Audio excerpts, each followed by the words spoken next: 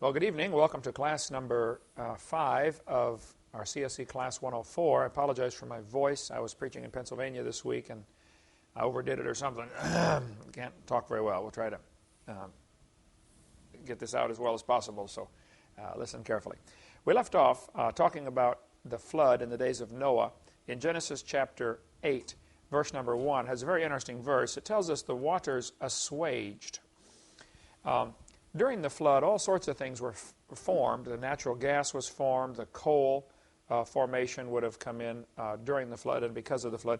Down near the South Pole, it's interesting. If you read, you look at National Geographic map of the South Pole, it says they found anthracite coal near the South Pole. And leaves and all sorts of things found. Well, there's no plants growing on Antarctica, so how do you get coal at the South Pole? One explanation is the South Pole used to be up near the equator. I think that's a lousy explanation, but that's the one that's in the textbooks. The other explanation is the whole Earth used to have a more tropical paradise. Stuff lived everywhere. And the continents today is a pure coincidence based upon the water level. If you raise or lower the water, everything changes. And what it was like before the flood, there's absolutely no way to tell, as far as I can figure out. Garden of Eden could have been right here in Pensacola, Florida. Right now it might be under 500 feet of mud. Some people have argued, oh, well, the river Euphrates is mentioned in the Bible as being in the Garden of Eden. That's true. And the river Euphrates is in Baghdad. Well, this river Euphrates is. It doesn't mean it's the same thing. People got off the ark and they probably said, wow, that looks like that river we had before the flood. And they named it the same thing. Just like people came from York and named it New York when they got over here, and New Hampshire and all those kind of things. I was in up near Moscow, Idaho. Well, it's not the same as Moscow, Russia. It just has the same name, that's all. So, after, excuse me. In Genesis chapter 8, verse 1, it tells us, God remembered Noah and every living thing and all the cattle that was with him in the ark, and God made a wind to pass over the earth, and the waters assuaged. Now, many new versions of the Bible have changed this, and I think have messed it up. They say the water receded. Well, this word assuage means to drop down or to sink down, to subside. This is the word used when someone's anger is assuaged. It drops down. It doesn't move away, it just drops down. It's very different. The water assuaged, meaning the water just began to drop down. I suspect what happened is parts of the crust of the earth sank down, sucking the water into the low place. Other places would lift up, forming mountain ranges. If you look at Genesis chapter 8, verse 2, it says, the waters returned from off the earth continually. And after the end of the 150 days, the waters were abated. There are several different stages to the flood. The 40 days of rain, 150 days of the water having dominion or power over the earth, and then 150 days of going down. That's 5 months. So parts of the earth's crust were probably exposed off and on during this year-long flood. Noah was in the ark for a year. The flood didn't necessarily last a year, but Noah stayed in the ark for 1 year. He got in 7 days before it started, and about 13 months total he was actually in the ark. So probably sections of the earth's crust were not inundated, not underwater the whole time. The crust would be bouncing around, floating up and down. Sometimes you might even get a section that would come up and totally dry out for a few months, and maybe even get wind-blown sandstone formed. There's sand, when it blows and drifts like sand dunes, it makes layers. Sometimes there are petrified sand dunes inside layers of sedimentary rock. You have rock, and then sandstone, and then more rock. And the evolutionist says, see, this was above water. Yeah, sure was. You're right about that. Because this couldn't form underwater. Well, I disagree with that. There have been, if you fly over the beach, you'll see right down through the water, you can see the wave action makes all kinds of sedimentation in the water, out under the water. You know, a lot of sedimentation does form. So even during the flood, you may get an awful lot of underwater sedimentation of sand that will then pack and dry out. When it lifts up, it'll become above water level and turn to like a petrified sand dune, sort of. But after the end of the 150 days, the waters were abated. I have highlighted here the words returned from off the earth continually. This is the Hebrew words halak vashab, which means going and returning. This gives the indication the water was leaving and then coming back, and then leaving and coming back, sloshing back and forth. If we filled this building full of water 4 feet deep, and we picked up one end of the building, the water would slosh down to one end, but it wouldn't stay there. It would slosh back and go down and come back and go down. And depending on numerous different features, the surface of the earth, what's going on underneath, the shapes of it, how much water, et cetera, what mountains are in the way, depending on many different features, the water would slosh around for a long time, maybe weeks or months. And there may be, during this time, the last part of a year-long flood, I suspect, is when the mountains were formed. Excuse me. If you have mountains lifting up and valleys sinking down, you would have Earth's crust movement, which may cause earthquakes, causing further tsunamis and tidal waves going back and forth. But sedimentary rock is always laid down horizontally, as in with the horizon, flat. Sedimentary rock would be laid down flat, and then as the mountains lifted up, the water would rush off. This gives it energy. The water then is going to race back and forth. The waves are going to bounce back and forth across the oceans as soon as they run into something. And that would depend on so many factors, the size of the ocean, the distance traveled, the depth of the water, how much energy is put into it. But those waves going back and forth are going to wash off the sediment layers and expose them already at twisted angles and deposit new layers on top. Now this in geology is called an unconformity, a place where the layers are crossing each other, but they obviously weren't laid down that way. Grand Canyon has a huge unconformity down at the bottom. This is a schematic of Grand Canyon, calling the angular unconformity, where the layers were washed off and then new layers deposited on top, including lava flows. The letter H there is a lava flow. Well, anytime you get the crust of the earth being broken up and shifting around, you're going to have volcanoes going off. So probably during the flood there was volcanic action. After the flood there was volcanic action. There's still volcanic action today. The lava would be flowing during this whole time from different areas. There could be a volcano erupting right now, but it doesn't affect us over here. It doesn't mean the whole world was that way. There were patches of turmoil and patches of tranquility. So underwater lava, when it comes up, it forms, it's very distinctive from lava above water. It's called pillow lava. If you ever see it, a volcano erupting under the ocean or something, it forms very distinctive layers, like pillows. They call it pillow lava. And Mount Ararat, for instance, is pillow lava. Mount Ararat formed underwater. Well, today it's 17,000 feet above water. So something was different. Here we show another schematic of the different rock layers in Grand Canyon. And, of course, they've got them all named. The very top one is called Kaibab. The top of the canyon is called the Kaibab Uplift. Did you guys stop and see Grand Canyon on the way here? Yeah. That's, Yep. That's a big hole in the ground, isn't it? Yeah. Very impressive. Genesis chapter 8, verse 4. It says, the ark rested in the 7th month, on the 17th day of the month, upon the mountains of Ararat. Very interesting. If the ark rested in the 7th month, why didn't Noah get out until the 13th month? Why on earth would he stay in there for 6 more months? Probably several reasons why he would not want to get out right away.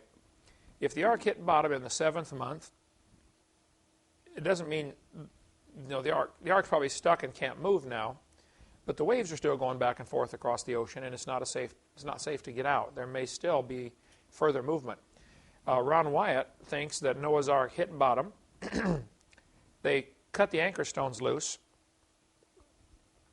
sometime later, a few weeks later, maybe a month later, because this was only the 7th month, and it wasn't until the 13th month that they got out. One of these waves could have lifted the ark up and moved it 10 miles and set it down somewhere else. Some of the anchor stones are found quite a ways away from the ark's location, if that is Noah's ark down in the valley. And again, some other creationist groups get mad at me for even mentioning that there might be another alternative besides the one they're promoting and raising funding for. Genesis chapter 8, verse 5 says, the waters decreased continually. I think during this time, from the 7th month until the 13th month, when they actually opened the door and got out, during this time, it is best to stay in the ark. The tidal waves outside made not safe to get out. Secondly, there's nothing to eat out there. Now, during this, after 7 months, many of the seeds that had been floating around would certainly germinate when they landed again. An awful lot of log mats would be floating around, depositing seeds and debris. And see, trees and many plants can grow several different ways. They can grow from seeds, of course. They can grow from cuttings. Some trees or bushes, you cut a branch off, stick it in the ground, and it grows. Others grow from roots. You know, the root sends out, and they call it a runner, sends up another tree growing off this root. So, in addition to that, you have the animals and all the food on board that Noah brought for the animals to eat. They're going to continue as they take off out of the ark. You know, many animals deposit seeds as they travel along from the food that they're eating. So it just was safe. It's better off to stay in the ark for a few more months, let everything get growing. Jan, you do a lot of gardening. You can plant a garden and raise it to eating height. Raise your tomatoes from seed to ready to eat in how long? 2, 3, 4 months? Depends on conditions, but yeah, a couple of months, right? Basically, it's ready to eat, right? Corn, plant the corn. Up in Illinois, where I'm from, you know, shoulder high by the 4th of July. It really grows, you know. It's different latitudes. They have a longer day up north in the summer, but a shorter season. So they end up getting the same number of hours of sunlight that we do down here, but consequently they have different planting times for the different crops. But still, within a few months, within 5 or 6 months, certainly, there was plenty of food outside that was just growing on its own from this flood. Things left over in the mud that would begin to germinate and grow. So Noah got out. Okay, Hovind theory, point number 7.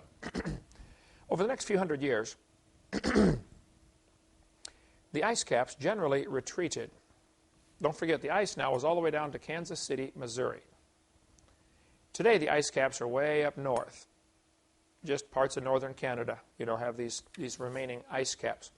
So over the next few hundred years, the ice caps generally retreated. The added water from the melting ice formed the continental shelf.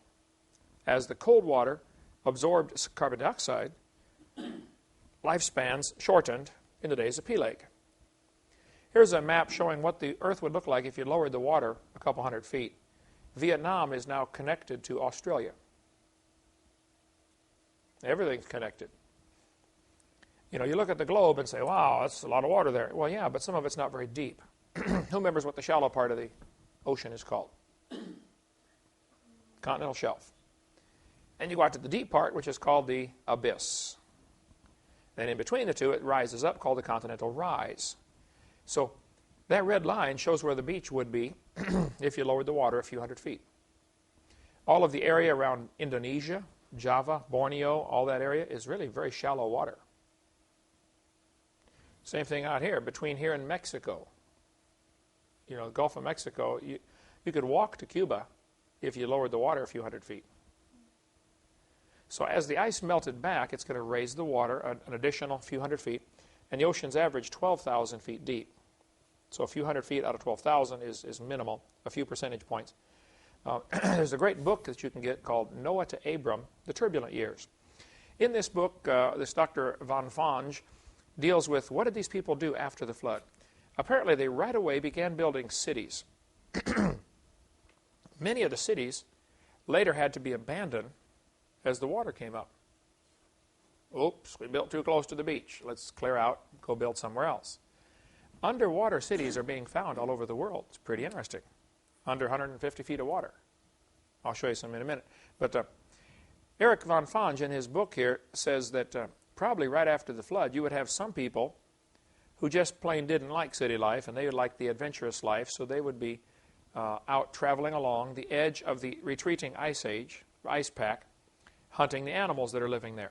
Because as the ice melts back, you got stuff, you know, new food beginning to grow. And some people just prefer the life of a nomad and a hunter. Other people got kicked out of their city, you know, criminals or whatever. People that have the nomadic form of life, that are following animals, for instance, and living off of hunting these animals, like packs of mammoths or whatever, as they're traveling along, they don't want to carry a toolbox with them. They want to carry the minimum. So often they would make stone tools on the job site. You killed an animal? Okay, we got to skin them, we got to cut them up, we got to eat them. Make your tools. When you're done, leave them. Move on to the next one. And very frequently, this is what we find with these stone tools found all over the world. It looks like some of them were kind of hastily made. Well, they're only going to use it once, you know. Who cares? Other stone tools show just great craftsmanship where they really took their time to make gorgeous arrowheads and things like that. But these factors would be involved of, are they, you know, chasing a herd of buffalo, following them across the countryside? If so, you're not going to carry your stone tools with you. Stones weigh a lot. This picture shows the underwater land bridge that would be exposed between Russia and Alaska. The water is just not very deep. As the ice melted back, it would leave behind all of what we call the Ice Age effects. I was in Pennsylvania a couple of days ago, preaching in northeast Pennsylvania. The whole area was covered by ice. And it's easy to tell if you know what to look for because there are rounded mountains called drumlins. See those on there marked drumlins?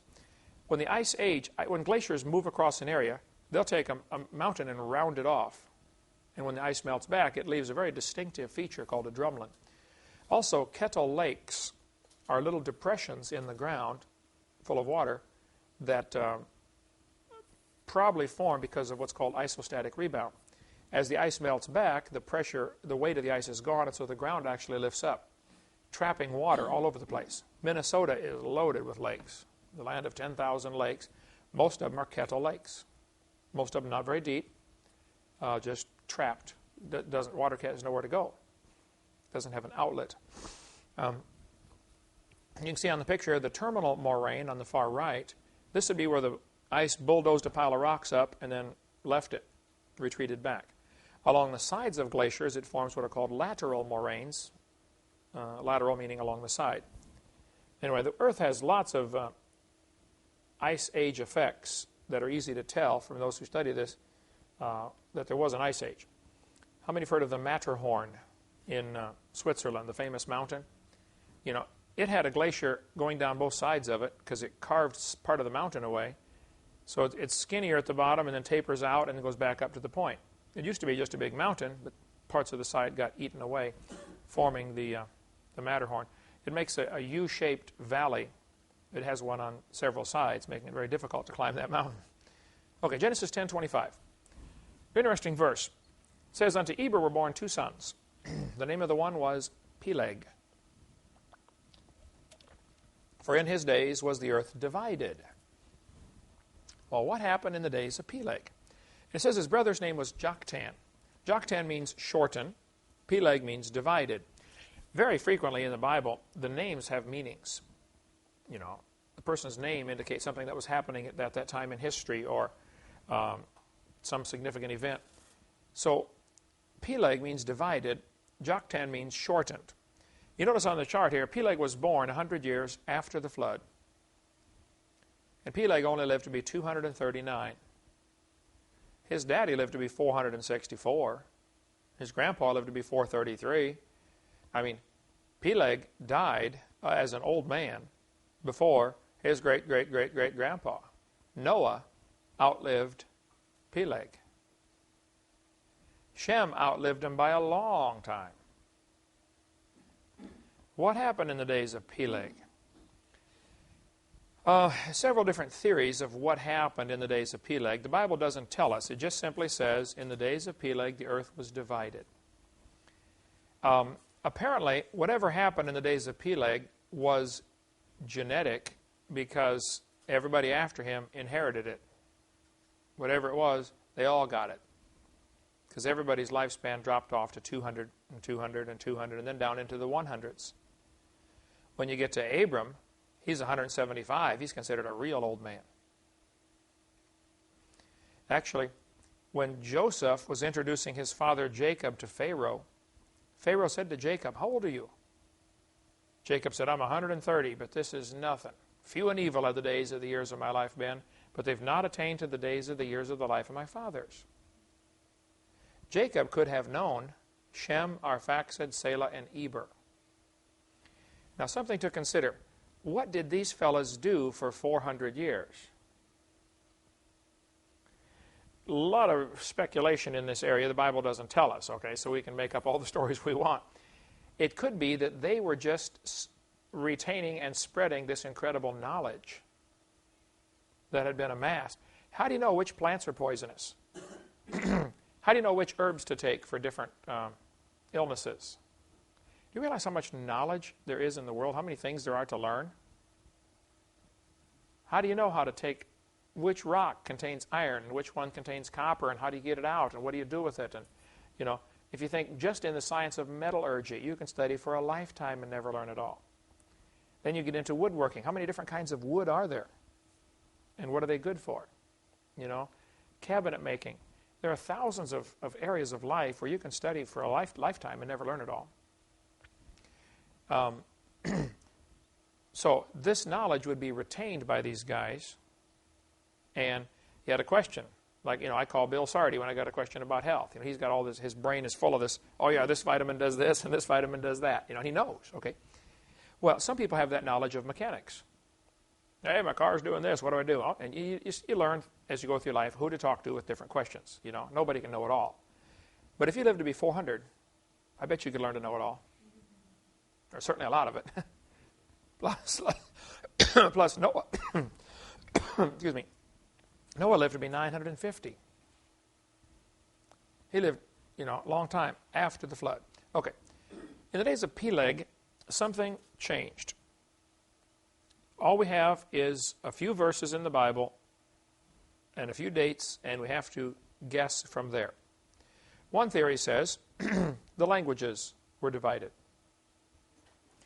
Sometime during the days of Peleg, the languages were divided is one theory. The Bible doesn't tell us. You see, I'll back up and show you the picture again. This genealogy chart is showing us the genealogy of Shem. Well, what happened to Ham and Japheth? The Tower of Babel was built by a guy named Nimrod, who's not in this genealogy. He was in a different family. But if you count how many generations it was from Noah to Nimrod, it would have been roughly the same time as the days of Peleg. Even though the Bible doesn't tell us, because it's not giving us the information for that particular family tree, it's giving us Shem's family tree, which is going to lead to Jesus Christ. But Nimrod would have been about the same time as Peleg. And as they built the Tower of Babel, God divided the languages. So, one theory, and I think it's very reasonable, is that probably all that happened in the days of Peleg was the earth was divided by languages. Some people say, well, why would this shorten their lifespan? Well, if they had civilization going again, everybody's going pretty good, and all of a sudden it crumbles because now you got 70 or 80 different languages, and a lot of this knowledge is going to be lost. The guy that used to fix your car now speaks a different language. And you don't know how to do it. The guy that knew which herbs fixed which illnesses is now in a different country. And you can't talk to him. And it would take quite some time to learn these languages. At the same time, they're still just rebuilding civilization. It's been 200 years after this flood. There's still an awful lot to rebuild. And you're busy just surviving. People on a Gilligan's Island situation don't have a lot of time to sit around and play cards. I mean, there's a lot to do just to survive. The people that moved out west, in the early days, they had to work 18 hours a day just to live. It takes you 3 hours a day just to cook. You're going to have chicken tonight. Well, that means you got to go catch the chicken first. Then you got to clean it, and it's not just pop it in the microwave. So that's one theory. The second theory says that continents moved. I don't believe this one. Because if you move a continent just a couple inches, it's going to kill everybody. It's going to create tidal waves and earthquakes. It's going to be devastating. It could be that there was some movement to the continents. There's still movement to the continents today. But it could be that after the flood, the earth settled for hundreds of years. It may still be settling today from that flood 400 years ago. What we see with earthquake activity and stuff like that might just still be leftover remnants from that flood. The earth is still not quite settled into place. Third theory, that says the earth was divided because the water came up. As the ice caps melted back, the water came up and divided the high spots into islands and continents. That is certainly a reasonable theory, and maybe several of these are true. Maybe there's some truth to each of these, I don't know. But If the ice is melting back, what's that doing to the ocean level? It's raising it. What used to be all connected, now all of a sudden, instead of mountains, you now have islands. And the area between becomes filled with water. So that's one theory. The fourth theory says the land was surveyed. By the days of Peleg, they got so many people, they said, look, let's quit fighting over who gets what. Okay, we're going to draw some lines. You get from the tree to the bushes and to the river. Here's your property, here's my property. Just like people have done for generations. They divide up the land and they put up a fence and say, this is my side, that's your side. Stay over there. I don't think that would have an effect on shortening lives. But number 3 certainly would. If the water's coming up, it's coming up because of ice melt, which is going to lower the temperature of the water. As water gets colder, it starts to absorb carbon dioxide. When your soda pop gets warm, it loses its fizz. Carbon dioxide is what they put into soda pop to make it fizzy. Okay? If it gets colder, it's going to absorb CO2. As it gets warmer, it loses CO2. So cold water would tend to absorb CO2 out of the oxygen, out of the air, out of the atmosphere. And CO2 is a greenhouse gas that is one of the many things that protects us from radiation. So if they 200 years after the flood, began to lose their protection from radiation, that may cause genetic factors to come in, that they begin to live shorter lives because of increased radiation, because of decreased carbon dioxide, chain of events. Okay? So these ice caps are melting back, forming the glacier effects, and raising the oceans. As the oceans get more water in them, 3 things happen. They get wider, deeper, and colder. As the oceans get wider, this is going to create a continental shelf. It appears like that used to be the beach way out there. And it might have been the beach for a while, as the ice melted back. And I suspect in some areas, like in Washington, where I just was in Dry Falls, Washington, there might have been, as the ice was melting back, there might have been a giant lake dammed up. All of a sudden it gets too much water in it, it all flows out. Great Dry Falls, Washington, they say there was more water going over that. There's no water over it now. I mean, it's a dry waterfall. But there was more water going over that at one time than all of the rivers in all of the world combined. Well, probably that was a post-flood ice age lake, and it might have been 100 or 200 years after the flood. All of a sudden, all that water dumps through. It finally got enough melted back. As ice melts, it does funny things. Sometimes you have a glass of Coke with a bunch of ice in it, all of a sudden you hear a noise and it's flipping over. Ice does all sorts of strange things as it melts back. And it may have trapped a large lake right there in Dry Falls, Washington, just about 100 miles from Spokane. It's 100 miles to the left, to the west. If you look at this map, the English Channel between England and France is less than 150 feet deep. 150 feet from here to the street. Not even that. That's 300 feet from here to the street. That's 30 miles wide. Get some graph paper and draw a graph showing what 150 feet looks like on 30 miles. It's nothing. France and England and Ireland and Scotland and Wales was probably all part of one big countryside. You could actually walk to Iceland.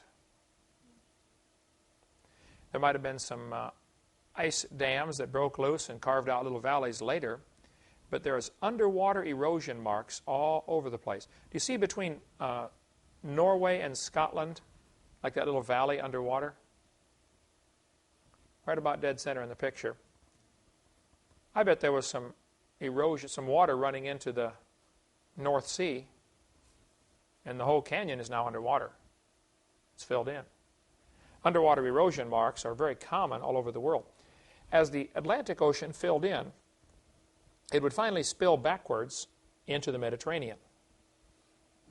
Now, let's suppose this happened 200 years after the flood was over. In 200 years, how many people could there be on the earth?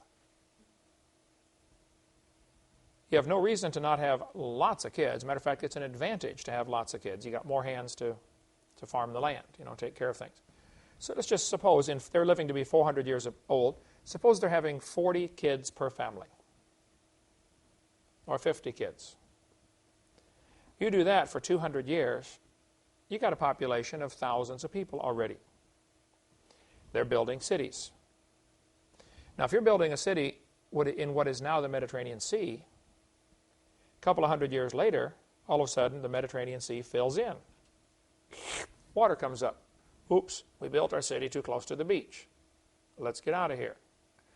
As it got a little deeper there, it would spill over past Sicily into the other half of the Mediterranean Sea. And then as it got deeper, it would spill back into the Black Sea. Here's an article, Ancient Egyptian cities discovered under 30 feet of water in the Mediterranean Sea. Sea level was lower at some time in the past. Oh, I agree. And as all that water goes rushing in by the Rock of Gibraltar, it's going to carve out that canyon between Africa, Morocco, and Spain, the Rock of Gibraltar. This water rushing in is finally going to backfill the Black Sea. That will probably be the last thing that happened. That might have been 300 or 400 years after the flood, by the time the Black Sea gets backfilled. So the water is probably running backwards through Istanbul, where Istanbul, Turkey is today, called the Straits of the Dardanelles. As this water went, now today it flows the other direction, but initially it would have flowed backwards.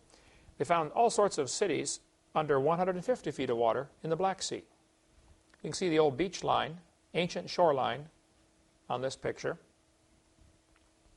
Well, yeah, I believe the Black Sea was probably smaller and it now has a flooded shelf. No question, not a problem with me.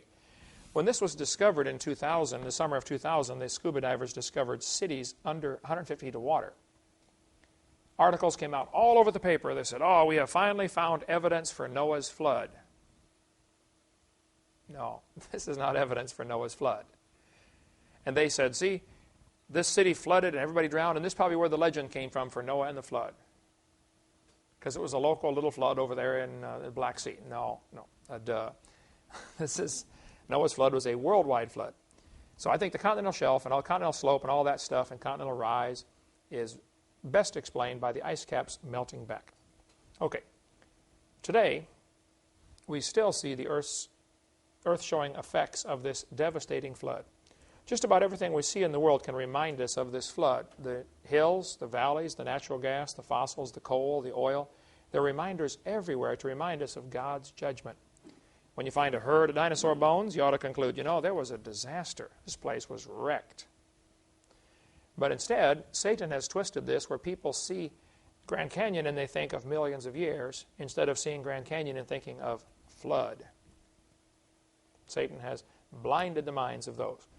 Of course, some of them don't want to believe anyway, so they would welcome any opportunity to doubt God's Word. There's a canyon I saw when I was in Idaho, a little bitty creek flowing at the bottom of this massive canyon that flows right into the Snake River. And you can just see flood written all over this place if you're willing to look for it. This type of topography in this picture from Reader's Digest Atlas of the World shows what is called karst topography, where you have caves up in the upper left-hand corner. The caves, the limestone, erodes pretty quickly. Limestone is very susceptible to acid. If you put muriatic acid, which is hydrochloric acid, which your stomach produces, if you put it on concrete, it'll dissolve it. You can use muriatic acid, which you can buy at a swimming pool supply house for $2 or $3 a gallon. Sprinkle it on concrete, it'll start to eat the concrete away. And you can clean concrete or you can clean ceramic tile with this. Be sure to use a lot of ventilation. You don't want to breathe that stuff. You take a whiff of that and it'll burn your nasal cavities, clear down to your toenails. But somebody's going to write and say, oh, Hovind stupid. He thinks toenails are connected to the nasal cavities. No, I don't. It's a joke. Okay, lighten up. I taught anatomy. I know they're not connected. But people ridicule me over the silliest thing. Anyway, the coal is often found in layers. They use strip mining to dig the coal out. Layer of dirt, layer of coal. Another layer of dirt, another layer of coal. I think the best explanation for the karst topography and all of the topography of the oceans, of the world, of the Earth's crust, is the flood. There's a great book by Walt Brown called about the hydroplate theory. His version of the flood, or his description of it, is slightly different than mine.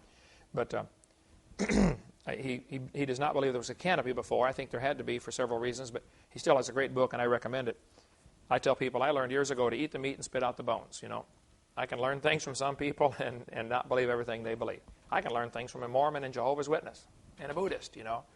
That's perfectly fine. You can learn stuff from everybody. This is an interesting fossil. We're going to close here with this. There's a picture of a fish eating another fish. Either that or the little one is a dentist, I don't know. But neither one of them thought they were going to die that day. They were caught in the middle of supper, turned into a fossil. Had to be buried extremely quickly for this to happen. Fish fossils are found with the gills extended, the fins extended in obvious positions of terror. They're scared. Wow, what's going on? Probably buried in underwater landslides, or just simply all of a sudden the water becomes like a giant mud puddle and they can't breathe. And so they're panicking. I'm suffocating. Fish can suffocate too. Fish can drown, believe it or not. So they're swimming along and they're terrified by what's happening, and they die and get packed into situations like this. Now, I get a lot of letters. People will say, see, that picture you show of the fish eating other fish proves they weren't vegetarian before the flood. Well, a couple of problems with that. We don't know for sure when this fossil formed, okay? I think it probably formed because of the flood, but it may have been later. Secondly, I don't know that fish are considered alive in the biblical sense. Though they don't have nostrils, they don't have the breath of life, that's for sure. So it could be that a fish is just considered a complicated, self-replicating food source, as opposed to live, like with a spirit, like an animal has a spirit goes back to God that gave it. It says in the book of Ecclesiastes about the animals. So I don't think insects either are alive in the biblical sense. As far as people say, well, Adam might have stepped on an ant and killed it, see, and there would have been death before sin. That's a stretch. First you have to define what is life before you can define what is death. And I don't think you could prove that insects have life in the same sense that man has life or animals have life. Okay. Bible tells us it's appointed unto man once to die, but after this, the judgment. This guy, Harry Truman, lived on the side of Mount St. Helens when it was about to blow up. Tim Barron's KJSL radio station, I'm on every Wednesday morning with Tim and Al, St. Louis station. Tim Barron's witnessed to Harry Truman, not the president, okay, to this Harry Truman. He said Harry was a very profane man. About every other word was a cuss word. He listened very carefully about the gospel and then rejected it, refused Jesus Christ. When the volcano blew, Harry was still there. They told him, Harry, this volcano is going to blow up. He said, I've been living here for 80 years and I'm staying right here. Well, he stayed right there. Still there. Matter of fact, they never did find him after the eruption. He's probably under 80 feet of mud right now, or 300 feet of ash. But that's so silly to know the volcano is going to blow up and not get off. Well, folks, we've been warned the entire earth is going to blow up. You better get ready for that. You better accept Jesus Christ. Just like there was warning before Mount St. Helens blew, there is warning from Scripture before the earth falls apart. You better get in Christ. You better be saved, or you're in trouble someday. He that hath the Son hath life. He that hath not the Son of God hath not life. So I recommend everybody get saved. The Bible tells us about the flood in Matthew 24. It says, but as the days of Noah were, so shall the coming of the Son of Man be. For in the days before the flood they were eating and drinking, marrying and giving in marriage, until the day Noah entered into the ark, and knew not, till the flood came and took them all away. So shall also the coming of the Son of Man be. So, just like the flood is a good symbol or typology of what in the days of Noah, the earth was destroyed, that's a symbol or a good typology of what's happening today. How many people listen to Noah? Just almost nobody. Noah's job was to preach, whether they listen or not. Our job is to do the same thing. Some are going to listen, some aren't. Oh well. After the break, we'll take up what we cover on our videotape number 7, question-answer session, coming up right after the break, and we should, in the next 4 classes or 5 classes, be able to finish, I hope, everything we have on videotape 7 Q&A. So let's take a little break, come right back.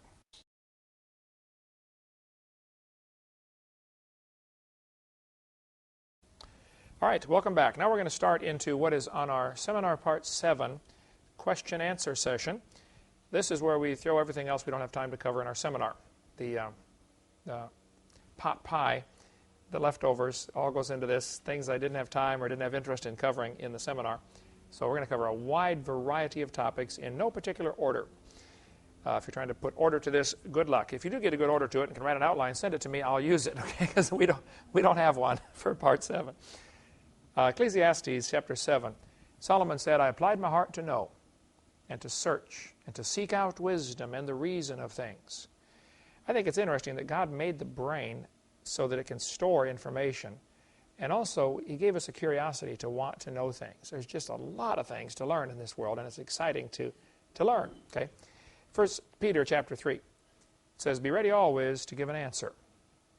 One of our jobs as Christians, as children of God, is to be able to give an answer to those who would like to know. We need to study, according to 2 Timothy 2:15. Study to show ourselves approved unto God, a workman that needeth not to be ashamed, rightly dividing the word of truth. Okay, first question we're going to cover, because I get this all the time in my debates and stuff. The skeptics will say, well, don't all scientists believe in evolution? What they're trying to imply by that is, since you don't believe in evolution, you can't be a scientist. If your definition says, in order to be a scientist, you have to believe in evolution, then, if that's the way you're going to define it, then of course all scientists believe in evolution, by your definition. But who decides who's a scientist anyway? I mean, who's making this call? Is there a committee someplace that's voting on this? Who makes the decision? Of course, according to the Mormons, you can't be godly unless you're a Mormon. And according to the Jehovah's Witnesses, you can't be godly unless you're one of them. I mean, every group does this. And the scientists often are no different. They think, well, you can't be a scientist unless you believe in evolution. So therefore, if you don't believe in evolution, you are not a scientist. In John chapter 7, in verse number 40, very interesting passage here, and I'll watch this carefully. Many of the people, therefore, when they heard this saying, said, of a truth, this is the prophet. Others said, this is the Christ. But some said, shall Christ come out of Galilee? Hath not the Scripture said that Christ cometh of the seed of David and out of the town of Bethlehem where David was? So there was a division among them, among the people because of him. And some of them would have taken him, but no man laid hands on him. Then came the officers to the chief priests and Pharisees, and they said unto them, why have ye not brought him? And the officers said, never man spake like this man. Then answered them the Pharisees, are ye also deceived? Have any of the rulers or of the Pharisees believed on him? This people who knoweth not the law are cursed. Okay, let's stop right here and look at some of the logic here. The people divided over a question. I thought the Bible says Christ comes out of Bethlehem and this guy comes out of Galilee. Right away, they're arguing about the wrong subject, aren't they? They didn't have all the knowledge they needed to make this argument. Jesus did come from Bethlehem, didn't he? He's born in Bethlehem. He grew up in Galilee. So when the Scripture said he comes out of Bethlehem, it's exactly correct. So here they are arguing about the wrong subject, vehemently, divided over this, okay? Then the chief priests sent the officers to get him. Why didn't they go? I see this all the time in debates, or in seminars. There'll be a group of students that'll come from some university, and they come with a list of questions to ask me, to trick me. I say, where did you get those questions? Well, from my professor. Why didn't he come? He sends the students. I answer all their questions. They leave confused. They go back to their professor, and then he makes fun of them for being so stupid that they couldn't trick me.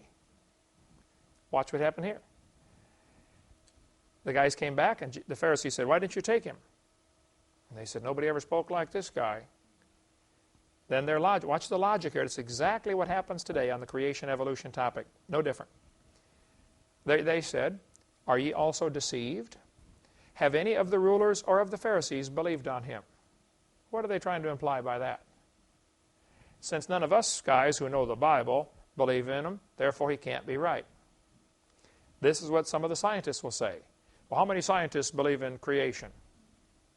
Same kind of thing, okay? Since no scientists believe in creation, therefore it must not be true. Well, first place, A lot of scientists believe in creation, okay? And secondly, I'd like to find out who's deciding who's a scientist. So they started with a false assumption that Jesus was from Galilee. And since the Pharisees had not believed on him, they used that as proof that he was not right. Same thing today. The scientists will say, well, because most scientists believe in evolution, therefore evolution must be true. We'll talk about flawed logic from the start. Okay? No, all scientists don't believe in evolution, for one thing. And even if they did, that still would mean nothing in an argument. They'll say, has he published in major science journals? Well, suppose, in order to publish a paper in a science journal, you have to publish something that doesn't go against the evolution theory.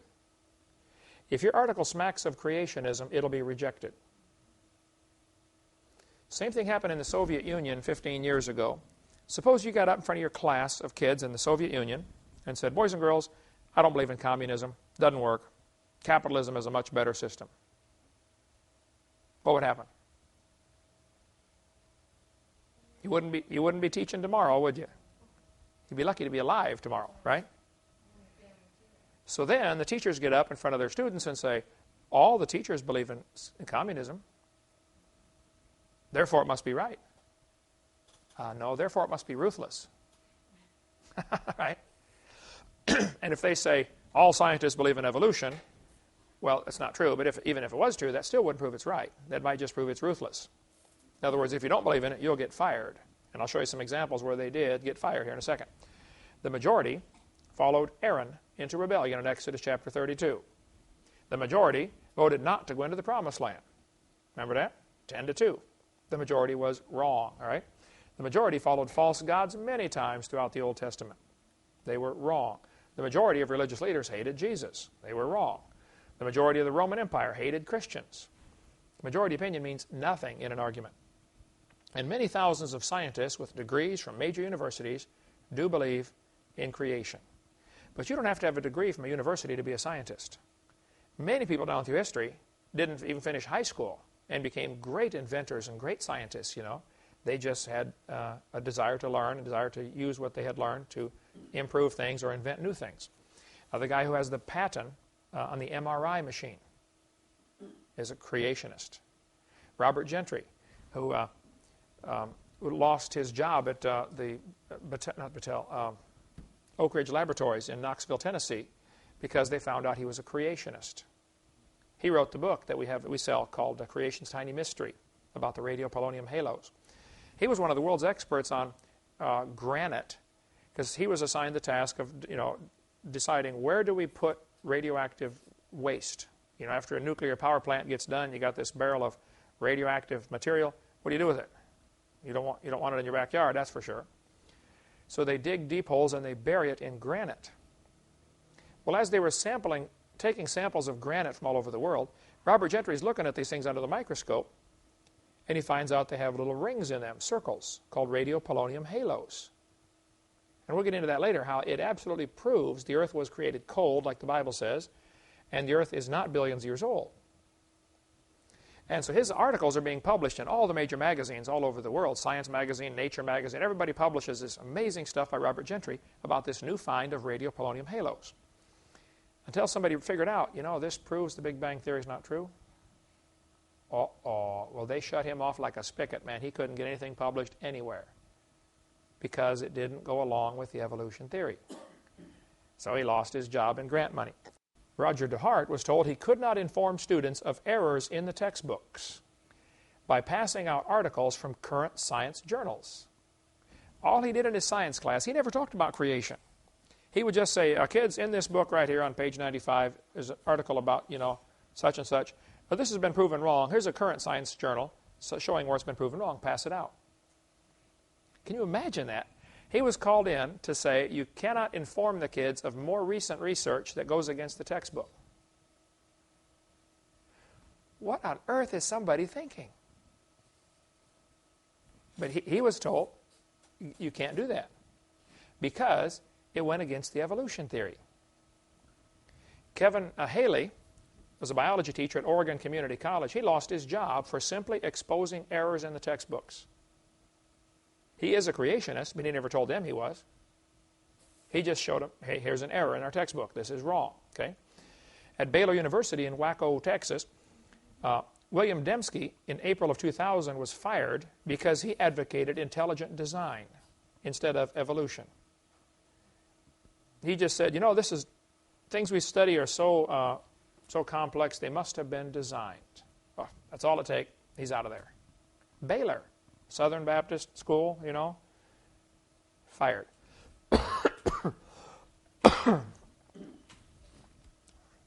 Forrest Mims was a science writer for 20 years. He published articles in National Geographic, in Science Digest, the American Journal of Physics. 60 magazines and newspapers published his articles. He was denied a job as a writer for Scientific American because he was a creationist. Subjects he would write on were not even involving creation or evolution. But because he believed in creation, he couldn't even write on other topics. Then the scientists turn around and say, well, how many creationists are writing for major magazines? Well, duh, yeah. How many capitalists are teaching in Soviet Union? It's the same thing. No difference whatsoever. Rod LeVake in Faribault, Minnesota, was reassigned to a different position because he even raised doubts about Darwin's theory. Don't even make the kids question this. If you do, you're not qualified to be a biology teacher. Get that guy out of biology class. Put him somewhere else. The guy that wrote the book that we carry, Pandas and People, oh, excuse me. One of the authors of that book was a major biology teacher for years at Sanford or one of the San Francisco colleges. When he got saved, he used to write textbooks about evolution. Textbooks that people would use in schools about evolution. When he got saved and became a creationist, they tried to fire him. But because he had 20 years, he was tenured professor, they couldn't fire him, so they reassigned him as a lab assistant. Usually college juniors and seniors are the lab assistants. Here, go wash these test tubes, clean this mess up. The guy had written books about evolution, but once he became a creationist, he's out the door. Okay, you can no longer be a scientist if you don't believe in evolution. This is the logic that we have to face. John chapter 7. Shall Christ come out of Galilee? They're arguing about the wrong thing. So when they say, don't all scientists believe in evolution? I'm sorry, they're arguing the wrong subject. The average person can see the truth. Many of the people, therefore, said, when they heard this saying, said, of a truth, this is the prophet. Others said, this is the Christ. But some said, shall Christ come out of Galilee? See, the Pharisees didn't believe in him, but the common person could see. The average ordinary person with half a brain and normal intelligence can see evolution is not true. It can't happen. But the scientists get together and say, oh, well, all scientists believe in it, and if you don't believe in it, you're going to be fired, by the way. Go get them evolution, That's what's going on. Okay. Some of them would have taken him, but no man laid hands on him. Same thing today. There are some people who teach evolution and believe in evolution that would love to have anybody that doesn't believe it. They hate people like me. I get hate mail all the time. It's hilarious to read some of the stuff. Nearly always unsigned. One guy wrote a letter to some great preacher years ago. Just one word on the letter. Fool! Sent it to the preacher. The preacher got up that night in front of this, I think it was Billy Sunday or something. He got up in front of this crowd of 10 or 15,000 people and said, well, I get letters all the time that are anonymous, but I finally got one that he signed his name but forgot to write the letter. The Pharisees said, why have you not brought him? Why didn't you bring him to us? Yeah, the professors send their students to do the dirty work. They didn't go themselves. And scientists today and evolutionists today will try to use the law to silence creationists. They'll try to pass a law or try to twist a law to say you can't talk about creation in schools. Rather than just deal with the subject, if evolution is so true, prove it to us and we'll shut up. Just prove it. Show us the evidence. Are you also deceived? Translated means, are you stupid? Have any of the rulers or the Pharisees believed on him? In other words, hey, all scientists believe it, therefore it must be true. John 7:49 says, but this people who knoweth not the law are cursed. What are they trying to imply by that? You're stupid, we're smart. Can you read that into that pretty easily? We're smart, you're dumb. I get this attitude all the time when I do debates. And I have people get up and they'll say, the evolutionist will say, well, the average person doesn't understand the complexity of this topic. And I'll say to the audience, now, folks, let me translate what he just said. What he just said is, you're stupid, he's smart. You're too dumb to understand. And then I'll say, how many of you believe that that's what he just implied? And every hand goes up, Of course, that's what he implied. I'm smart, you're too dumb to understand, the complexity of evolution. Basically, if you disagree with me, you must be dumb. That's what they're trying to not say. Nicodemus saith unto them, he that came to Jesus by night, being one of them, doth our law judge any man before it hear him, and knoweth not what he doeth, and knoweth what he doeth? They answered and said unto him, art thou also of Galilee? Search and look, for out of Galilee ariseth no prophet. Again, arguing about the wrong subject. But even some of the non-believers had sense enough to listen to reason, like Nicodemus, and think about the other side. Go home and think about it. If you're a scientist and you believe in evolution, that's certainly your privilege. You have the right to do that. But at least think about what the other people are saying. Think about the creationist view. Don't just discount it. There is probably more peer pressure in the scientific community than there is in the average fifth grade class. Fifth graders, they got to wear the right clothes because of their friends, or seventh graders, they're scared of peer pressure. What are my friends going to think? Scientists are much worse at that. There's peer pressure in the scientific community. We need somebody with some backbone to say, I don't care what anybody says, I'm doing what's right. Here's a list of some of the major scientists of the past who were creationists. Nearly every branch of science in the world was started by somebody who believed in creation. Francis Bacon invented our scientific method. He was a creationist.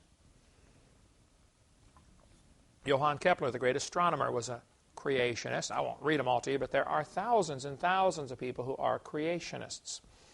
Cotton Mather, the physician, was a creationist. John Woodward, paleontology. Now, people began to use the research of these guys and twist it into evolution.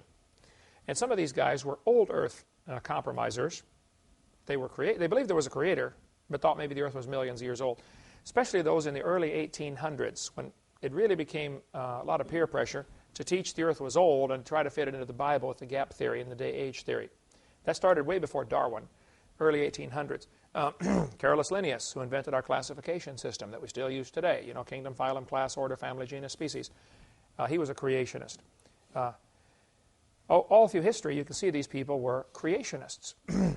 John Dalton, George Cuvier, he was a compromiser, but many of these folks, they believed, look, there's had to be a creator. And they started whole branches of science that are still in existence today. A lot of geologists were creationists. Samuel Morse invented the telegraph and the Morse code invented the Morse code anyway. Charles Babbage, operations research, computer science, wouldn't have computers if it weren't for the research of guys like this that were creationists. Louis Agassiz did a lot of study on glaciers, was a creationist. Today, Stephen Gould, the Marxist communist professor at Harvard University, works in the Agassiz Museum, named after a creationist.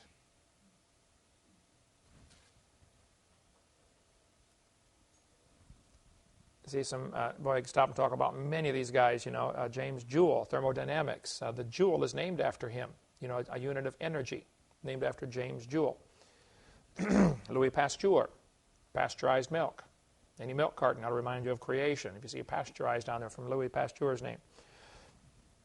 James Clerk Maxwell, electrodynamics, statistical thermodynamics.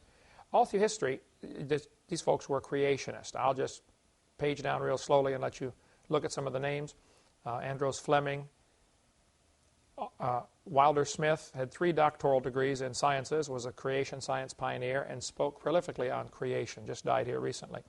So many people today are scientists and are creationists. Many people are actually afraid to let people know they're creationists for fear they'll lose their job. Because it does happen. Okay, there is a discrimination against creationists. Okay, next question. What about separation of church and state? Well, there's no such phrase in the Constitution. There's no such thing as separation of church and state. That sentence was used by Thomas Jefferson in a letter written to Pastor Danbury, a Baptist in Dayton, Connecticut in 1802. Jefferson said, "The First Amendment has erected a wall of separation between church and state." By the way, wallbuilders.com, David Barton has a great ministry. He said that wall is a one-dimensional wall. It keeps government from running the church, but it makes sure that Christian principles will always stay in government. The same day they voted in the amendments to the Constitution, the 10 amendments, including the First Amendment, same day they voted to give $500 to a Catholic priest to help the Indians in St. Louis. Well, now, obviously these guys weren't thinking of total separation between church and state, were they? Same guys, same day, voted that money to a Catholic priest. Okay. Lots more on separation of church and state on video number 4. It's perfectly fine, though, for the church to influence the state. They're supposed to try to influence the state.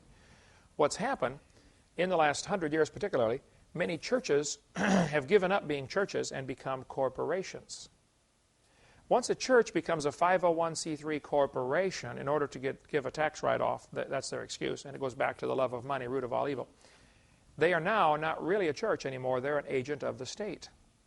See, the state gives corporations the right to exist.